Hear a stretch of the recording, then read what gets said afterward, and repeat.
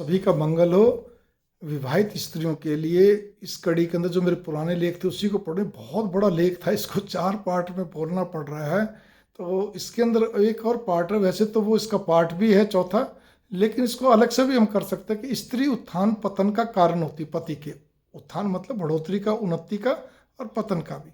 तो मैं इसके अंदर मैंने जो लिखा था लेख उसका यही है, स्त्री उत्थान पतन का कारक होती है। सत्य है, प्रकृति की संरचना इस प्रकार की है कि स्त्री को शक्ति रूप बनाया गया है। पवित्र रिश्ता माँ उसी के लिए संबोधित होता है। सहन शक्ति का प्रतीक है। आदि मतलब बहुत सारी विशेषताएं हैं जो पुरुष में नहीं है, और ये तभी स्त्री उत्थान पतन का कारक है। वह अधर्म से धर्म की तरफ ले जाने वाली, वह उचित नेक सलाह देने वाली, प्रकाशक मतलब एनलाइटनर एवं त्याग, शक्ति, ममता, विवेकशील, सूझबूझ समेत अनेक विशेषताएं होती हैं। जबकि अपने रूप, गुण, बुद्धि से मुंशी प्रेमचंद की कहानी बड़े घर की बेटी की नायिका बन सकती हैं, परंतु कभी कभार इस युग में देखने में आता है कि अपवाद स्वरूप कुछ स्त्रियां अहंकार, ईर्ष्या, स्वार्थ वशीभूत अपने पति को धैर्य व उचित सलाह देने की बजाय बातों को घुमा फिराकर पूरी तरह उकसाती हैं, बड़े सुनियोजित तरीके से। मीठी मीठी चिकनी चुपड़ी बात या वो अपने तरीके से, मतलब जो भी उसके पास फन है, जिससे कारण घर में कलह होने लगती है।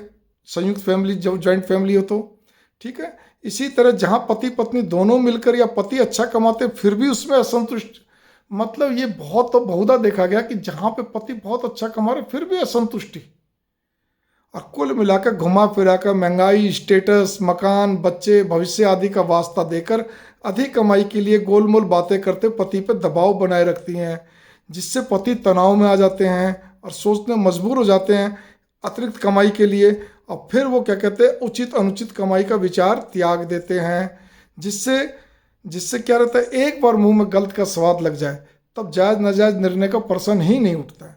अब कुल मिलाकर मैं इतना ही कहना चाहता हूँ, पुराने समय की स्त्रियों को सर्विस बाहर नहीं घर में थी, तभी तो अच्छा खाना पकवान, सिलाई कढ़ाई, ज्ञान चर्चा, मौसम के हिसाब से बच्चों के कपड़े, खान पान व घर की छोटी छोटी वस्तुओं का ध्यान रखना, तथा बच्चों को मौखिक तौर पर नैतिक शिक्षा तथा सकारात्मक जोश देना।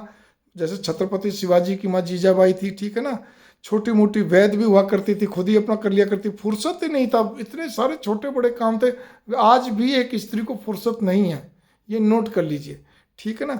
यदि आप आर्थिक तौर पर संपन्न हैं, फिर ध्यान देना, आर्थिक तौर पर भगवान ने खूब संपन्न कर रखा, अच्छे ढंग से आपका चल रहा है, काम चल रहा है या चल सकता है, तब आपके पत्नी के मन में कमाने और आपके पत्नी के मन में कमाने की भावना, या आपके मन में, पत्नी आप हो, आपके मन में कमाने की भावना है, तो आप अपनी पत्नी को ये समझाने का प्रयत्न करना चाहिए, घर गृहस्थी, बच्चों का ध्यान रखना ही स्वयं में बहुत बड़ा उद्योग है, बहुत बड़ा कर्म है। यही बच्चे हमारे आगे चल के, इनके अंदर हर तरह का व्यवहारिक मजबूती दो, प्रैक्टिकल स्ट्रांगनेस दो। खाली एटिकेट शिष्टाचार से काम नहीं चलता, वो भी जरूरी है, लेकिन उससे ज़्यादा व्यवहारिक मजबूती। क्यों, बच्चे पढ़ लिख के तो सभी आजकल, आज के समय सभी अच्छे बन रहे हैं, सभी बढ़िया, लेकिन व्यवहारिक मजबूती नहीं है तो जगह जगह डगमगा जाते हैं, गड़बड़ा जाते हैं, और फिर असली कहानी शुरू होती है जब वो मैदान में उतरते हैं कमाने के लिए, और उससे बड़ी कहानी क्या कहते हैं, जब शादी हो जाती है तब बड़ी दिक्कतें पैदा हो जाती हैं। इसलिए मंगल कामनाएं, अगर भगवान ने आपको सामर्थ्यवान बनाया, अच्छे ढंग से सब चीज़ चल रहा है, तो संतुष्ट स्वभाव से होकर अपने काम से, अपने बच्चों पे ध्यान लगाइए। उनके खाली ये नहीं कि एक रोबोट की तरह, यंत्र की तरह, ठीक अच्छा खाना पीना, कपड़े लत्ते सब चीज़ ध्यान रख लिया, बीमारी समारी, पढ़ाई करवा दी, मतलब ध्यान रख लिया को पढ़ाई के अंदर या सब कुछ, उसके अलावा व्यवहारिक ज्ञान देना। मैंने कहा ना, छत्रपति शिवाजी की माँ जीजाबाई बनना, व्यवहारिक मजबूती देना, तो इस पर गौर करिएगा। मंगल कामने, नमस्कार।